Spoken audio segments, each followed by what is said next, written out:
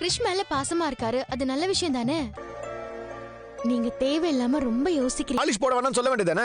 ஏண்டா உன் ஷூக்கு உன பாலிஷ் போட தெரியாதா? சின்ன பையனை போட சொல்லிட்டு இருக்கற. ஹாய் மக்களே, வணக்கம். இன்னைக்கு எபிசோட்ல நம்ம விஜயம்மா வந்து எவ்வளோ பிளான் பண்றாங்க இந்த கிருஷ்ண வீட்டு விட்டு துரத்தணும்னு சொல்லிட்டு எல்லாமே ஃபெயிலியர் ஆயிடுதுங்க. உடனே பார்வதி கிட்ட போய் ஒரு ஐடியா கொடுக்குறாங்க. ஏன் பார்வதி இந்த கிருஷ்ணன் ஏன் தத்தெடுத்து கூடாது அப்படின்னு சொல்றாங்க. உடனே பார்வதியும் ஓகே இதுவும் நல்ல ஐடியா வருதுன்னு சொல்லிட்டு சிவன் கிட்ட டிஸ்கஸ் பண்றாங்க. அவரும் சரின்னு சொல்லிட்டு நம்ம அண்ணாமலை வீட்டுக்கு வராங்க. அங்க வந்து நான் அண்ணாமலை வீட்டுல வந்து அண்ணா நாங்க வந்து கிருஷ்ண தத்தெடுத்துக்கலாம் இருக்கோம்ண்ணா, எனக்கும் என் பையன் என்னை விட்டு போயிட்டான், நானும் தனியா தான் இருக்கேன். சிவன் என்னன்றாரு, எனக்கும் ஃபினான்ஷியலாக ஒரு ப்ராப்ளம் இல்லைங்க, நானும் அனாதையாக தான் இருக்கேன், நாங்கள் குழந்தைய நல்லா பார்த்து படிக்க வச்சு வளர்க்குறோங்கன்னு சொல்கிறாங்க. இதை கேட்டால் அண்ணாமலையாவுக்கு ஒரு விதத்தில் சந்தோஷமாக இருந்தாலும் அவருக்கு இதில் ஒரு ஜோன் உடன்பாடு இல்லை. மொத்தம் உடனே கோவப்பட்டு இந்த ஐடியா எப்படி வந்துன்னு யோசனை பண்ணிட்டு இருக்காரு. அந்த நேரத்தில் மீனா என்னன்றாங்க, கிருஷி எப்படி அவங்க பாட்டிலாம் இருக்காங்களே நம்மள நம்பி விட்டு போயிருக்காங்க ஆண்டி எப்படி அப்படின்னு சொல்கிறாங்க. உடனே ரோகிணியும் ஆமாம் ஆமான்னு சொல்லிட்டு சந்தில் சேர்ந்து பாடுறாங்க.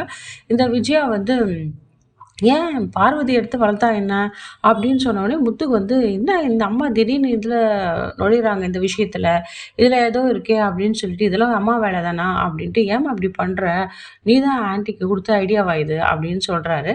இல்லை பார்வதி உடனே அப்பெல்லாம் இல்லை முத்து, இது சந்தோஷமான விஷயம் தானே, விஷயம் நல்லா தானே சொல்லியிருக்கா அப்படின்றாங்க. உடனே மீனா வந்து கிருஷி வந்து நம்ம வீட்டு பையன், திடீர்னு அவங்க அம்மா வந்து திடீர்னு அவங்க அம்மா இல்லை, திடீர்னு அவங்க பாட்டி வந்து கேட்டால் நம்ம என்ன சொல்ல முடியும் அப்படின்னு சொல்கிறாங்க. என்னது நம்ம வீட்டு பையனா அப்படின்னு ஷாக்காக வராங்க விஜயா. பேடிச்ச மாதிரி இருக்காங்க, ரோகிணி பேய் பிடிச்ச மாதிரி தான் நடித்து மனோஜ் ஏமாத்திட்டு இருக்காங்க.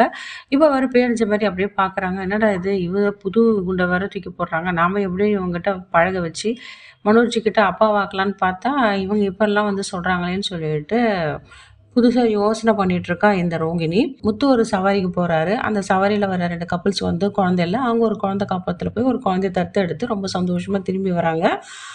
அவங்கள பார்த்து முத்துவும் சந்தோஷப்பட்டு சில வார்த்தை சொல்றாரு. அவங்க என்ன சொல்றாங்கன்னா, குழந்தை தத்து எடுக்கிறது பெரிய விஷயம் இல்லைங்க, அந்த குழந்தைக்கு தான் நாங்கள் ஒரு புதிய உலகத்தை காட்ட போகிறோம், அதுதான் ஒரு உலகத்தை பார்க்க போகுது, அதாவது எங்களுக்கு ரொம்ப சந்தோஷம் அப்படின்னு சொல்கிறாங்க. இதை பார்த்த முத்து என்ன பண்ணுறாரு, கிருஷ தத்து எடுத்துக்கூடாதுன்னு சொல்லிட்டு ஒரு எண்ணம் வருது. இதை மீனா கிட்ட வந்து டிஸ்கஸ் பண்ணுறாரு. என்ன மீனா நம்ம வந்து கிருஷ தத்து எடுத்துக்கலாமான்னு கேட்குறாங்க. உடனே மீனா வந்து அதெல்லாம் வேணாங்க எதுக்குன்னு சொல்கிறாங்க. மீனா என்ன பண்ண போகிறாங்க, எடுக்க போகிற முடிவு என்னன்னு தெரியல, அதை பற்றி தான் நம்ம பார்க்க முடியும். கண்டிப்பாக மீனா ஒத்துக்க மாட்டாங்க. இதனால் முத்து கண்டிப்பாக சந்தேகம் வரும்.